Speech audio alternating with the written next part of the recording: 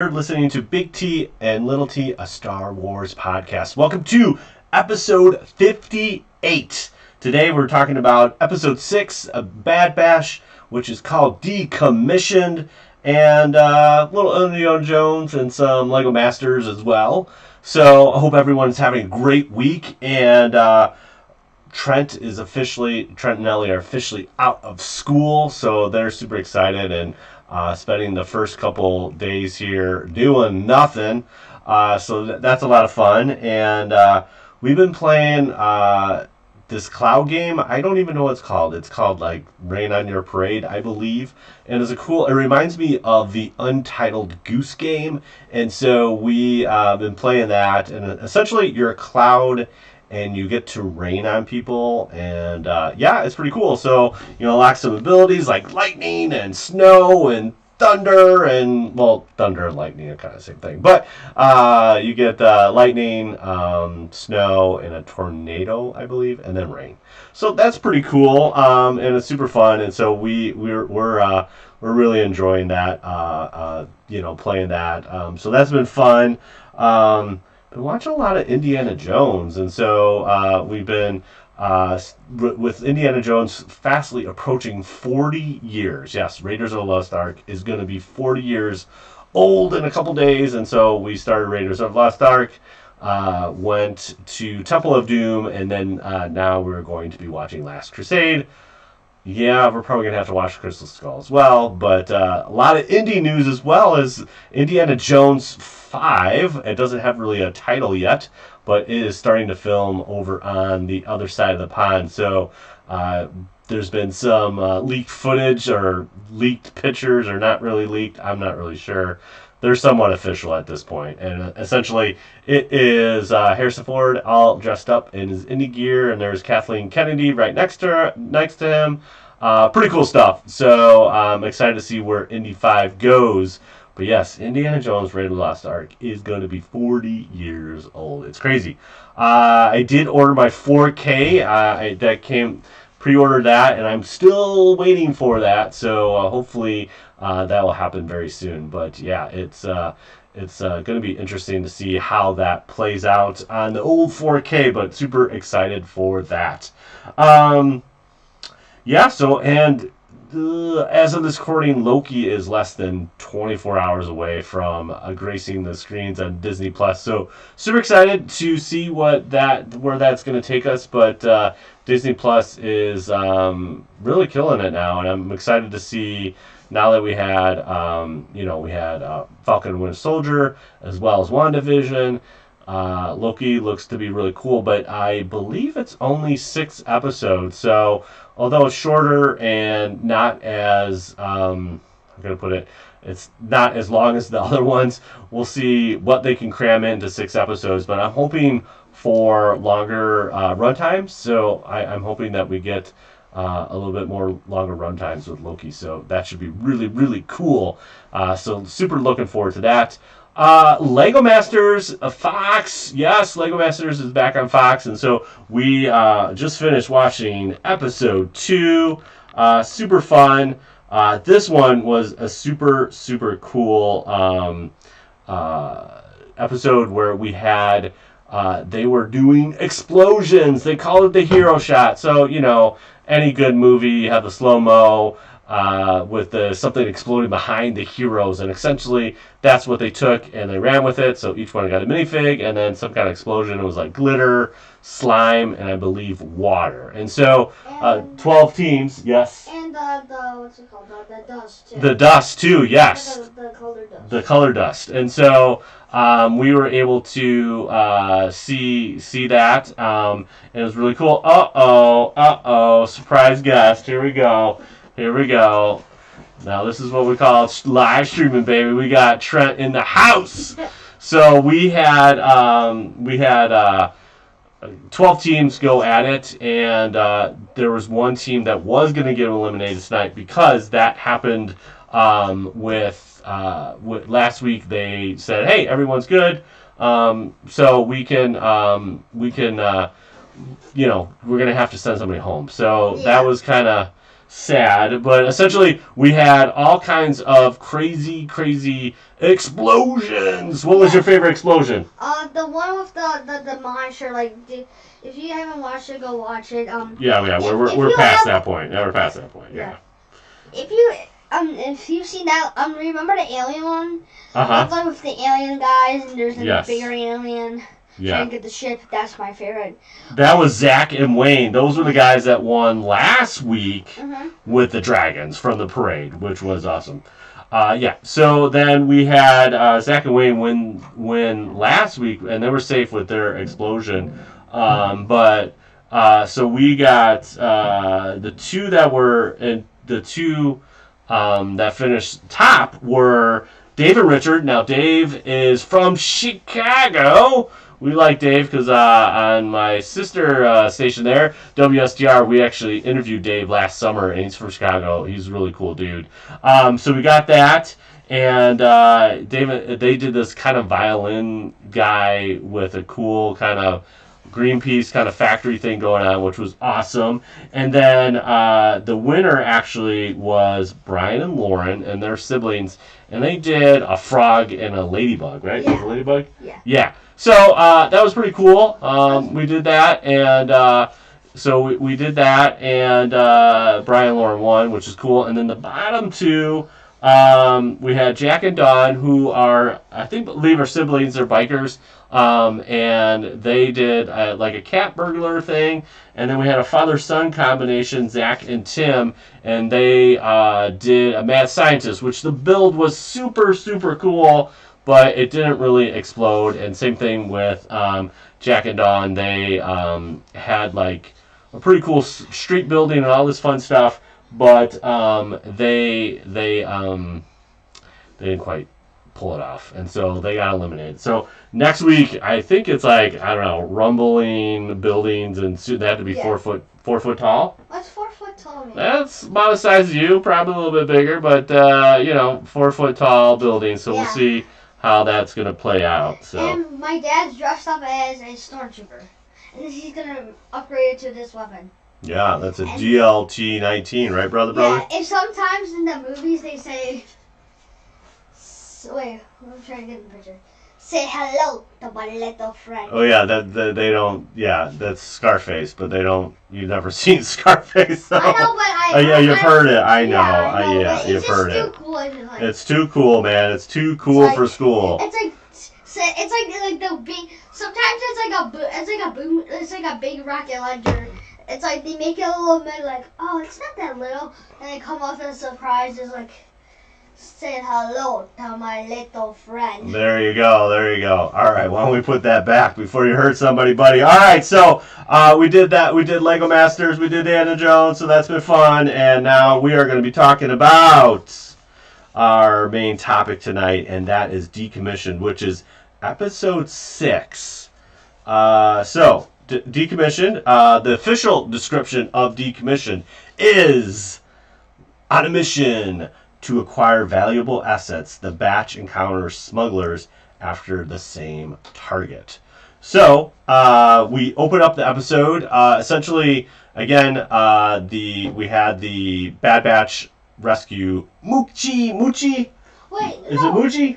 No, that was last. Yeah, I'm catching up. Moochie was the Rancor, so we had that, and so we had Moochie do that, and that was their first kind of bounty that they went for, and now Sid's got him on another mission. Yeah. And it is a commander droid for the Confederacy, the Trade Federation, and so essentially they are the smarts of the operation, and now that they kind of knew what to do with clones, they're valuable black market for these commander droids. So they're sent on a mission to a familiar planet in the Star Wars realm, Corellia. So Corellia is obviously where Han Solo was born, and we started off on there in Solo. So how this opens up is that the boys are trying to teach Omega to use her little, I think it's a Zygerian energy bow thingy bow thing, and she can't hit the target, and so now the Weequay and the Ithorian, which is a hammerhead, if you're not familiar. Weequays are the Star Wars creatures that are featured in Jabba's palace, and they got a kind of the leather face with the braids, and then the old hammerhead is an Ithorian, if you're not familiar with that. But they are laughing and having a good time, taking bets on Omega to hit the target, and she doesn't really hit the target. But then Sid shows her how to do it and says, hey, this is how you do it around here. And so we have Sid doing that, which was fun. And so she just shows them how to make it happen. Yeah. So they go on the ship, and that's what they usually do in space, is they have to go on the ship to get to this place to do this thing. And so they go to... They go again to Corellia, and they have to get the Separatist tactical droid, which is the brains of the operation. And so they land, and they land on. They do an old trick that we've seen in Star Wars, the old magnetic claw, and they go on this freighter, and they're sitting at the bottom of the freighter, and they get past kind of the security of Corellia to get into the shipping yards, and then they drop the shuttle into the landing pad where they're at, and now they have to go up into this place where they're basically, it's kind of like we're seeing a factory, but it's really they are tearing down and melting all the droids for steel and all that kind of stuff, or Durasteel. I'm not sure what the Star Wars term is, but essentially melting them all down because the war is over and they don't need battle droids, and they're decommissioning these battle droids and using them for things. But there's only one tactical droid left, and so that's what they're after, which is very cool. So that's the mission. They want Omega to kind of stay behind, but she's kind of doing the lookout. They put Wrecker as lookout, and they are about to find and look for this tactical droid. The other cool thing, we got these police droids, these Corellia police droids that are very, very fun to see, and yeah, it's really cool. As far as just the aesthetics of the police battle droids, really enjoyed them. And so everything's going smooth. Obviously, there has to be something to happen because the job would be over and the show would be too, but there's a twist, and the twist is we get to see some familiar faces, and that is the Martez sisters. Now, the Martez sisters showed up in Season 7 of Clone Wars, and Ahsoka was hanging out with them on Star Wars level, or Coruscant level 1313. If you're not familiar with 1313, that is another reference to a canceled LucasArts video game that I'm still drooling over and want so badly, but essentially it was Uncharted in space, and you're led to believe that it is Boba Fett that you control in the seedy underbelly of Coruscant. But yes, that's where we met the Martez sisters on 1313. Their names are Rafa and Trace, and so they're on the job as well. And so we have a little, let's say, pickle, and so they're after it. They nab it first. Omega calls it out, and now we have this kind of chase sequence in the factory as they are trying to get this tactical droid out. There is Omega tracks him down, and unfortunately she gets a foot caught in some rubble with the battle droids, and so she's going into this like smelting pit, and it's not looking good for the team. Hunter comes and rescues Omega and gets her out of that, which is fantastic. And then we then have to get out of that. But then what happens is that the police droids call in the cavalry, and there is a lot of police droids. So they have to come up with a quick plan, and Tech comes up with it along with I forget who is it, if it's Rafa or Trace, but essentially they say, hey, we can basically turn on the tactical droid and have these battle droids reprogrammed and ready to go. And they're like, okay, I think that will work. So they have to hold them off as they bring on the battle droid, or the tactical droid, and to control the battle droids. There's this really cool sequence as the battle droids get aligned. that the kind of clones kind of react to the battle droids be online, and they never thought that they would be fighting on their side. But I think it's Hunter or Tech that kind of flinches when the battle droids come online, because they're used to just destroying them, or the battle droids trying to destroy the clones, and so it's this thing. And I just like that little part where it's like, oh, you guys are actually helping us out and not trying to kill us, which is interesting. And now the battle droids they're kind of zombies in a sense. They have broken limbs, broken heads, and arms and legs and all this stuff, but they try to do their job and take out the police droids. And that gives them enough time to escape, which is great. And so they copy that information. But during this process, of course, the tactical droid is destroyed, which is the whole bounty. Not cool, not good. And so as the sisters kind of escape and do their thing, they basically say, okay, well, we kind of lost the bounty here. What are we going to do?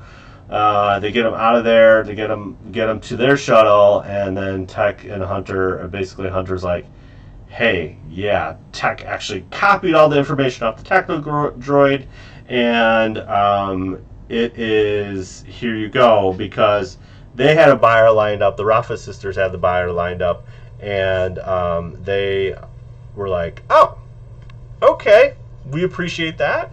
Omega wants to have them to come out to Ord Mantell and hang out, but they're like, hey, isn't that like kind of a seedy place? She's like, yes, and it's awesome, and you should come out and hang out with us. But the Rafa sisters politely decline and say, okay, well, maybe we'll cross paths again. But essentially, what the Rafa sisters were saying is that, who do you think wants this information? And essentially, you're trying to destroy your own kind in a sense, which is, again, playing into the larger picture of clones, like what are they meant for, what they're supposed to do, and really the Bad Batch is still trying to find their purpose and everything like that. So, it was pretty interesting. But then there's a twist. What's that twist, Trent, at the end? Wait, there's some kind of guy. He's in a robe. And who is he? I think it's Darth Maul. Darth Maul? I don't know. Why would the Raffer sisters work with Darth Maul? I don't know, dude. Okay. I'm just doing the guess. Alright, so Trent says it's Darth Maul. I don't know if it's Darth Maul or not, but my strong indications are it definitely looks like a Jedi. It could be we have Obi-Wan Kenobi at this time, or our good friend Ahsoka is still prominent and could be working as Fulcrum at this point still. Who's Fulcrum? That is Ahsoka's code name, Fulcrum. Yeah. But who's Han Solo's in love? He was in love with Kira. But why she turned to Maul? That's a good question. Yeah. Yeah. Why do you think she turned into Maul? Why she wanted to lead the crime syndicate? What were they called? Do you remember? No. No? Who did? Yeah. The Crimson Dawn. Yeah. Yeah. The gun right there. Yeah. And do you know how that takes on? Maybe we can fix that and just so we can't. Yeah. Okay. I'm going out. All right. There you go, Trent. He's out. Peace out. Say peace. Peace. So there you have it. We are. So Trent thinks Darth Maul. I don't think it's Darth Maul. I think it's somebody that has Jedi robes. They kind of hinted at. So two strong choices are Obi-Wan Kenobi and Ahsoka. But yeah, it's interesting that we get to see somebody there. So a nice little hint. Again, expanding the universe, expanding where they at in the timeline of Star Wars, which I really, really like. It's an overall. And so that was the episode. I think again, overall, it's great. I love these kind of small stories. Bringing in the Martez sisters was a really nice touch. I didn't think we were going to see them again, but I should have known that they were going to make an appearance again, since they were featured in, I believe 2 or 3 episodes in the Clone Wars for season 7. So very nice touch, very cool to see them, which was fun, and we are really enjoying the series. I like to get back to Tarkin and Crosshair, so I'm hoping we get to see a little bit of that play out in the next episode. I believe I want to say there's, well, if this is, could be, I don't know what the episode count, full episode count. I think it's 12. It might be 16, or it could be in the middle, 14, or somewhere in between. I don't know. But we're getting kind of that halfway point with the series, and I would love to see where Tarkin's at, a little bit more of the Empire. I mean, there's a lot to build on here, and it's a great period to explore. As we really never got to see the formation of the true Empire that we get to see in A New Hope. But man, Tarkin is evil. He is like, there's Papa P, and then there's Tarkin. I think Tarkin is the big bad, obviously, in A New Hope, and really in Rogue One he's also the main bad, stealing Krennic's little project from him. I really enjoyed Tarkin. I think he's like the slimiest of the slimes, and is not far from the tree of Papa P. So he fits right into the Imperial. So I love to see what those steps are in the evolution of the Empire. And it's just a very interesting thing to explore, and we don't do it enough in Star Wars. And it should be cool. I like this kind of video game mission type thing where it's like, hey, let's do this mission, and you get this thing to get this thing. They didn't get all the information they needed from for Sid here, but I'm interested if there's some repercussions in the next episode. Hard to say, but yeah, really great, really fun. I like how they added a little Jedi element into it already. So there you have it. Yeah. So there you go. That was our main topic for episode 58, Decommissioned, with episode 6 there. So thanks again, Space Wizards, Plastic Spacemen, and Rebel Princesses, for listening to another episode. You can find us on the